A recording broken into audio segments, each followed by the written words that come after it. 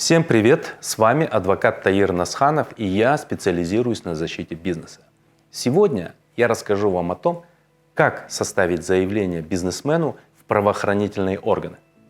Ставьте лайки и подписывайтесь на мой YouTube-канал. При составлении заявления руководствуйтесь двумя отлично зарекомендовавшими себя на практике правилами. Во-первых, категорически не рекомендуется поддаваться эмоциям и для усиления эффекта составлять заявление в форме длинного волнительного романа с восклицательными знаками.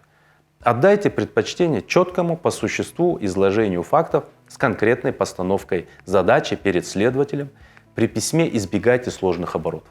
И во-вторых, воздержитесь от подробнейшего перечисления всей информации, имеющейся на виновника.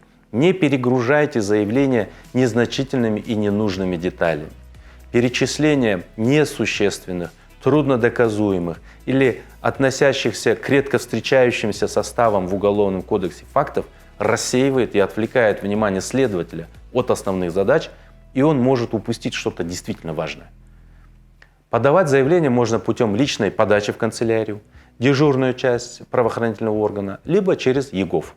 В любом случае, надо сдать заявление таким образом, чтобы иметь письменное либо электронное подтверждение. Надо сразу же иметь в виду, что заявление не всегда влечет за собой регистрацию в ЕРДР. Следователь может запросто отправить его в наряд, как спор, имеющий гражданско-правовой характер. Тогда в этом случае у вас есть рычаг обжалования через прокурора в порядке статьи 105 УПК, а если он не отреагировал либо отказал, то в следственный суд в порядке статьи 106 УПК, в рамках которых можно обжаловать отказ в приеме заявления.